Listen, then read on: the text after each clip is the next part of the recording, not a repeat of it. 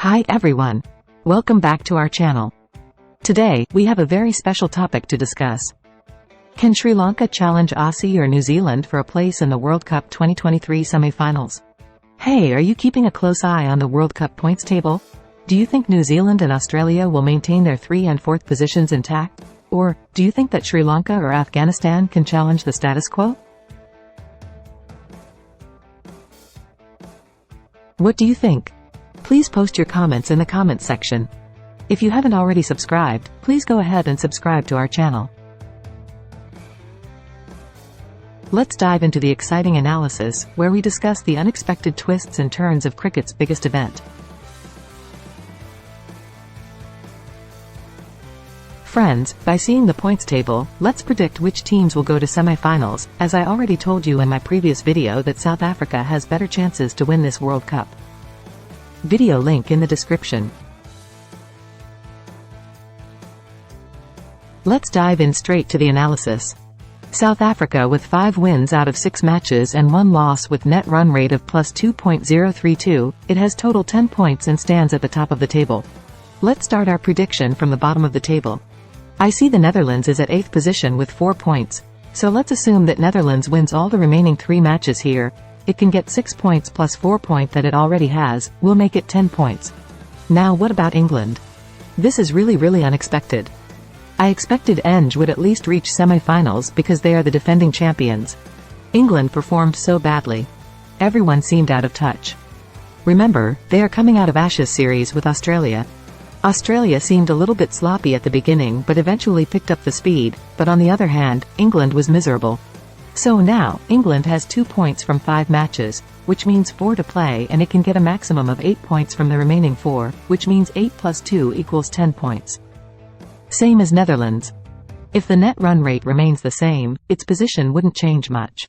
Now let's talk about Bangladesh. 4 wins, and if they win all the remaining 4 they will get to 10 and there will be no change unless the net run rate changes. Bangladesh has been this way all through the World Cups. They are a very good team but they seem more dependent on their captain, Saqib's performance. If he has not done well, the chances of losing a game are more. Like once upon a time India was so dependent on Sachin Tendulkar, people literally used to shut down TVs after Sachin's departure, losing all hopes. Eventually, India had players like Dhoni, Yuvraj, Kaif, Raina, Virat Kohli, now Rohit, KL Rahul, Pandya, also good bowling unit with the likes of Bumrah and Siraj. Next, Afghanistan, emerging team which became nightmare to teams like Pakistan and England. Beating both the teams comprehensively, literally throwing them out of World Cup. It's like if we don't advance, we won't let you as well, but much appreciated the way they played as a team, and Ramanullah Gurbaz has emerged as Afghanistan's greatest opening batsman. Gurbaz is making some very quick runs, and what can you say about the star player of Afghanistan, Rashid Khan? On his day, he can upset any opponent. I personally love his temperament. His bowling is similar to Shane Warne, but has more pace, and unlike Shane, he varies his grip for every variation that he bowls, whereas Shane has same grip for all variations that he bowls. What can we say about Pakistan? It has been a disaster.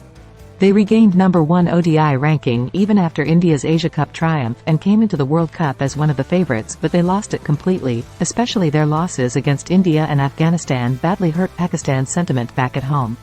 I have seen people crying because of these losses as they attach a lot of emotion to these matches. Obviously, why not? This is a big sport in Pakistan and this rivalry has a history and deep-rooted emotions, but after all, cricket is just a game and winning and losing is common. I can understand basing on recent performances of Pakistan, especially Babar Azam. They pinned all hopes and their hopes were brutally shattered, especially after their loss against Afghanistan. Having lost 4 games out of 6 and the recent loss to South Africa, even if they win the remaining 3 games, they will have 4 plus 6 equals 10. Not much change in the position, but certainly not in a position to get to semi-finals. Now, let's move on to Sri Lanka. It is and has been a formidable unit, but unfortunately because of some injured players, they are not at the best of their form. With 4 points from 5 games, if they win all the remaining 4, they can get 12 points. Sri Lanka yet to play Afghanistan, India, Bangladesh and New Zealand. Afghanistan, although upbeat after beating Pakistan and England, I seriously assume that Sri Lanka will win this game, but the game against India is a bit doubtful seeing the form India is in. They are just blasting off their opponents. India proved to be very strong in both bowling and batting departments, as we can see them winning a low-scoring game against Australia. So Sri Lanka has a slight chance if they win against India and Afghanistan, but again it totally depends on Kiwis and Aussie, who already have 8 and 6 points, and they have 4 games each yet to play. Finally we come to the top of the table. South Africa with recent win over Pakistan has 10 points and India with 5 straight wins has 10 points.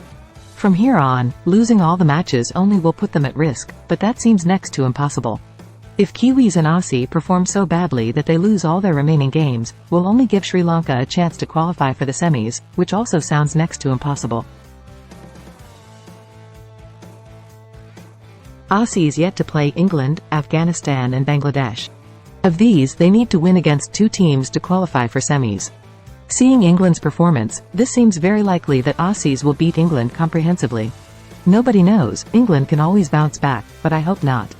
Kiwis already at 8 points must win 2 matches of the remaining matches against South Africa, Pakistan, and Sri Lanka.